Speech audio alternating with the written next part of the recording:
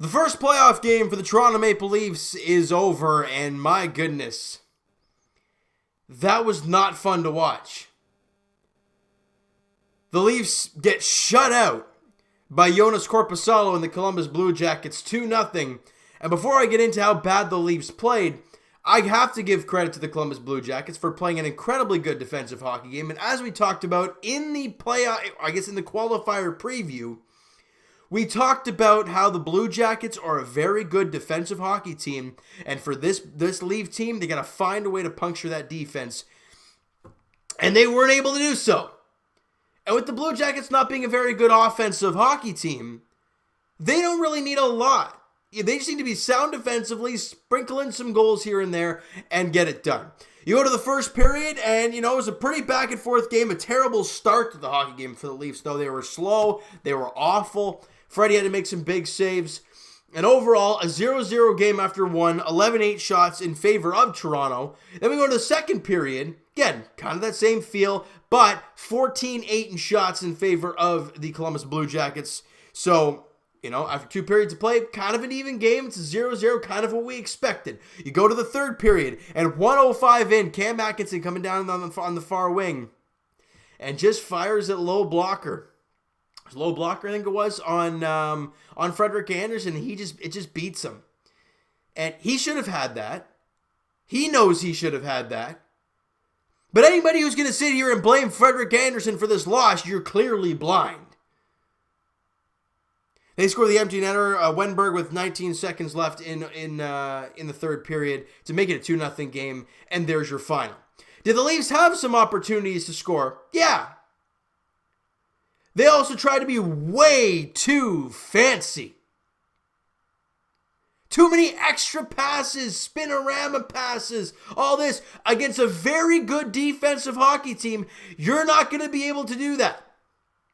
Do you guys remember back in the Washington Capitals series? Some of those goals the Leafs scored weren't very pretty. But they went in the back of the net, hence why it went 6 games. 6 games. I think it was 6 games. But this Leaf team is trying to be way too pretty for the perfect pass, for the perfect shot. And against a very good defensive hockey team that plays very physical, they made you look silly. Every time the Leafs got the puck, there was at least 1 or 2 Columbus Blue Jacket players glued to that person, ready to get the turnover. I want to see the turnover numbers. The Leafs turned the puck over a ton in this game. You can't blame Frederik Andersen, so that excuse is out of the books. Defensively, yeah, did the Leafs have some breakdowns? They did. Did they give up a lot of high-quality chances? There was a few. A couple early in the game and a couple in the mid-game, but overall, not grade A chances. The Leafs had a couple grade A chances, but it really was not a bad defensive hockey game for the Leafs. It was just offensively, like I said, they were trying to be way too pretty. And when it comes to the playoffs, they don't ask how you score goals. They ask how many and how many wins you get. Doesn't matter.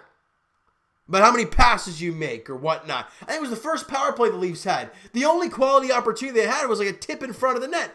That was it. Everything else was passing around, turnover, dump the puck down, get it back in, pass it, take a shot, blocked. And Columbus, look, you got to give them credit. They blocked a lot of great shots. They were turning the puck over. It was a really good defensive hockey game for the Columbus Blue Jackets. And they always say in sports, good defense beats good offense. In baseball, it's good pitching beats good hitting. And in basketball, good defense wins championships. We saw it with the Raptors last year. If you're a good defensive team, you're a sound defensive team, good offenses can be controlled. And you saw that. Now, yes, like I said, the Leafs did have some grade A opportunities. Matthews right in the slot, right below the slot, even right in front of Korpisalo, and he robs him there in the second period. That could have broken open, 1-0 lead. Who knows what happens after that? But he makes the big save and keeps it a 0-0 game. Freddie made some big saves as well. Just one stinker. You can't blame him for a 1-0 game. You can blame him for that goal because it was a goal he probably wants back and should have had. But in this game, you give a tip of the cap to Columbus for playing a very good defensive hockey game, as well as the Leafs offense doing nothing. Now, It is a series. It's not a one-game knockout. Yes, it's only a best of 5, so the first of 3 wins the series. But now that you've played Columbus, and you've seen what they do, the Leafs don't play till Tuesday. You now have a day to figure things out, or I guess, a day and a half, I guess you want to look at it that way, to figure things out, know what you did wrong, and move on. Because if you're going to sit and dwell on a game like this, you're going to be knocked out pretty damn fast. It was not a pretty game to watch. They had some opportunities, but it was a lot of skating and passing. Not a lot of scrambles in front. None of that stuff going on. Now, like I said, Korpisalo played a really good hockey game. But the Leafs offense should be able to get at least one. They didn't get anything. Now, it is only game 1. So the Leafs can come out in game 2 and light it up, and we're sitting here talking totally different. We know what this offense is capable of. The question is, can they do it? This season is a very obscure year. It's a very weird season, obviously, with the whole COVID-19 and the best of 5 and the round robins and the qualifiers and all the craziness going on. Doesn't matter. This team is extremely talented. And they have every opportunity to show the NHL that we're for real. But today, they didn't show that. Shots on goal in the game were 35-28 in favor of the Blue Jackets. Face-offs, as you would expect, the Leafs win that category, just a shade under 58%. They won 42% of the draws. So the Leafs dominated that, as you would expect. If you look at the season numbers, Leafs are very dominant in the face-off dot.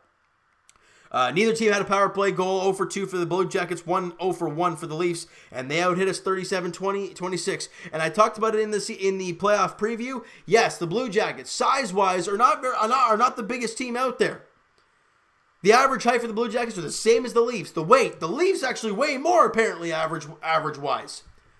But they don't use it.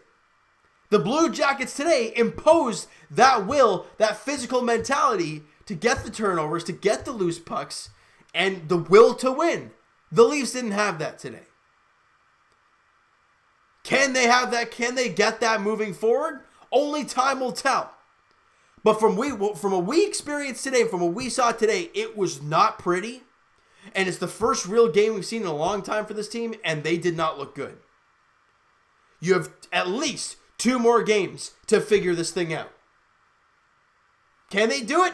Look, the crazy thing about sports is you can have an off game, then you're great the next. You never know what's going to happen. People can make predictions all they want, but in the end, they're just predictions. You have no idea what's going to happen.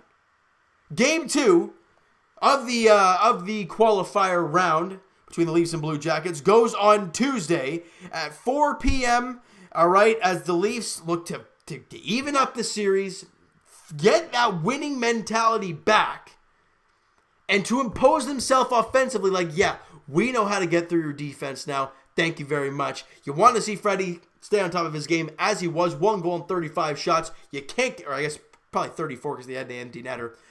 You can't get mad at him for anything. So that's that.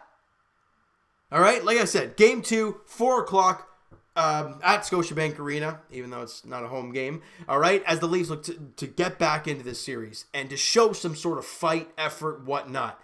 Don't leave Freddie out to dry. Don't let your defense out to dry. By the way, what'd you guys think of Nick Robertson in his first game as a Leaf in the playoffs? I thought he was all right. He was all over the place a little bit. Again, I didn't think he made any huge mistakes. I didn't think he did anything too great. So there's that, I guess, you want to take from me. If you guys notice him anymore, you guys let me know. Who'd you like? Who'd you not like from this game? I didn't like Cody Ceci. I think he took both penalties in this game. I'm going to have to take a look at that, actually. I knew he took the final penalty. Yeah, he took both penalties for the Leafs.